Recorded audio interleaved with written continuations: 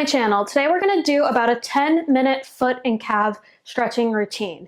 Now for this workout, it would be really great if you had something like this, which is a massage ball or a lacrosse ball or a tennis ball or even a foam roller. But if you don't have that, that's okay. I will show modifications throughout. We're going to do a bit of self-myofascial release, which these things are really helpful for. Another thing that could be really useful to have is a towel or some kind of strap that will really help us stretch those calves. Again, if you don't have that, I will show modification. This is going to be 45 seconds on, 15 seconds rest for each exercise, and it's going to go once through, so this is going to be great if you get really bored easily. That's everything we needed to go over, so let's get started. All right, everyone, so for the first half of this routine, I'm going to keep the camera pointed at this ankle so you can see what my feet are doing, and because the first half of this is going to be all foot stretches. So I'm going to get my timer going right now.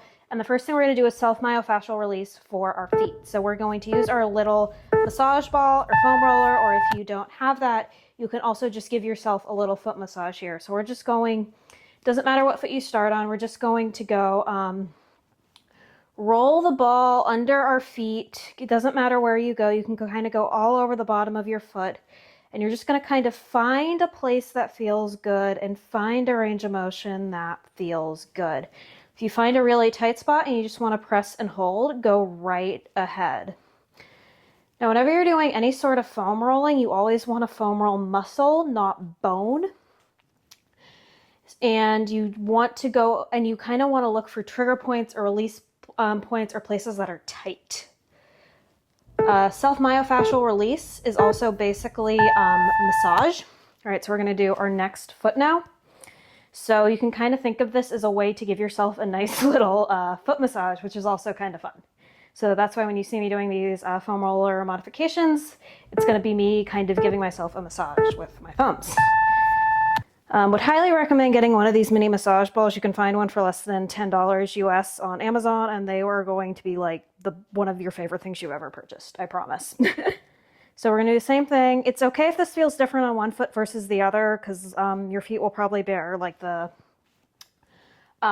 stress of your weight differently, and one foot could always be tighter than the other due to other muscle imbalances going on. Really important to have nice, flexible feet, because they are the foundation for everything going up and down your kinetic chain. Again, if you want to find a good place to hold, then hold here as well. This can also be really good if you have plantar fasciitis, this kind of release right here. All right, so for the next one, we're going to do a foot and calf stretch. So we're going to get our feet kind of in this position like this. We're going to place our toes on the wall, but the ball of our foot on the floor. And when we do this, we're going to press down and press our knee forward. But we're going to do this in a way where our hips stay straight. And this leg right here, our foot is not pointed like this or like this, but straight ahead. Both of our feet should be pointed straight ahead. And we're going to lean forward as far as we can control. Also, be sure to make sure your back does not arch here. So you don't want to go like this, because that's going to take you out of alignment. You want to maintain that good rib to hip connection. You should feel this in your foot and your calf.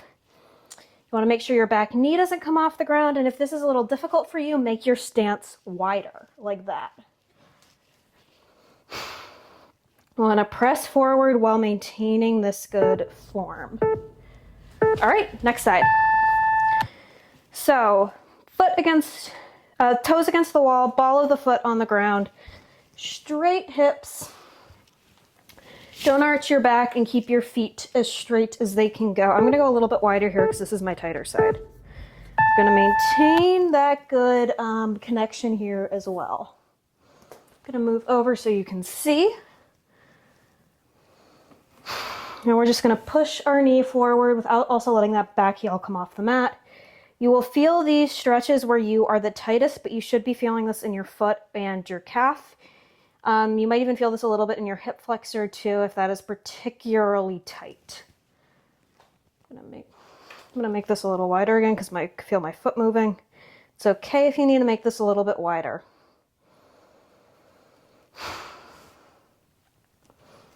And remember to push that knee forward without letting those feet move.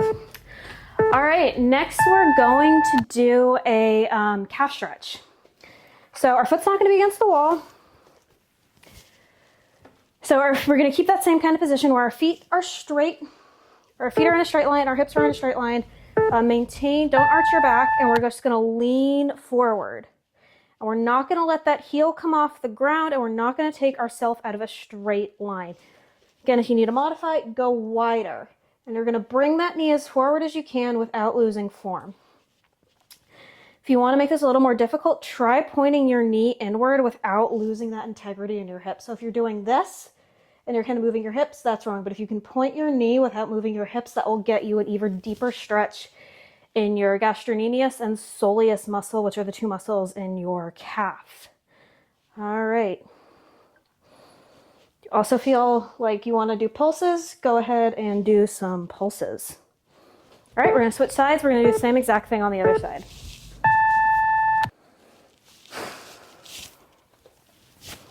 All right, so we're gonna get our feet in a straight line. I'm gonna do a little bit wider on this side because this is my tighter side. We're gonna press forward, keeping our hips in a straight line, keeping our feet as straight as they can go. And we should really feel this in our calf. Doing this, you wanna kind of be holding onto the wall. I'm actually holding onto my kitchen counter here. So just something sturdy to hold on to will help a lot with balance as well.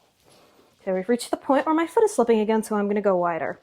We don't want that knee to come off the mat, and if you want to try that modification where you point your knee inward without moving your hips, go right ahead. Again, you'll feel this where you're the tightest. So if you feel like you don't feel this on one spot, it's okay, just you'll feel this where it's the tightest. All right, so this has been the foot stretching portion of this routine. We're gonna have a 20-second water break, and now we're going to go into the calf stretches. Okay, so we're gonna take our little massage ball, and we're gonna go along the inside part of our calf. If you don't have the massage ball, oh, that feels good right there. So you wanna find a spot that feels good.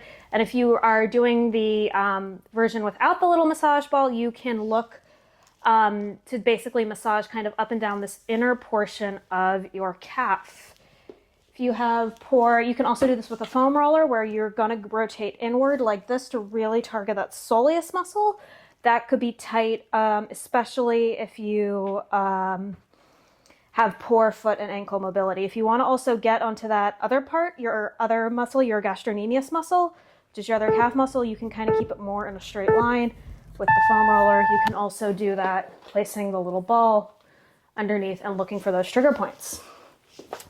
All right, so we're gonna do the same thing on the next side. We're gonna go along the inside of our thigh with our little massage ball or just our own massage here. So we're gonna try to find a place that feels good. Again, you might have noticed that like if you were doing the foot and calf stretches, one side is tighter than the other, and you might feel the release with the ball a little less on one side versus the other as well. That's kind of just you and your body, and that might also help you identify where you have some muscle imbalances and other fun stuff going on. So I'm going to show you with the foam roller too, where you can really also get into that other calf muscle as well, but I feel like we kind of neglect that inner calf muscle when we usually foam roll. So it's good to get on that because that can do a lot to affect how your feet stay in contact with the ground. Okay, so next we're gonna use our little massage ball again, and now we're gonna get on the outer half of that thigh.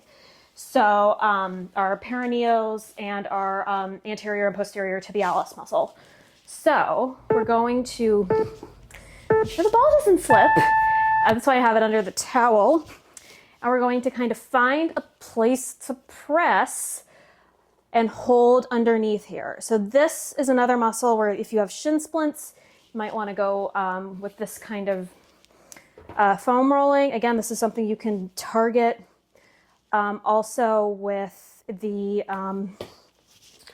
just plain old massage. And you just kind of want to find a place where it feels good and hold. You can also point your toe inward and outward as well.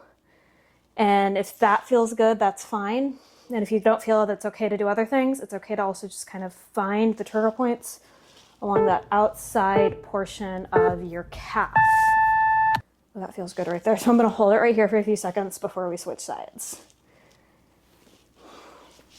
With foam rolling, there's no really wrong way to like foam roll, or there's no like proper time. It's more about finding something that feels good. So I'm going to do the toe pointing here and keep trying to find those trigger points on the other side. Like, it's not something like strength training where you want to do a certain number of reps, but you want to find a release that feels good rather than just trying to stay like with this.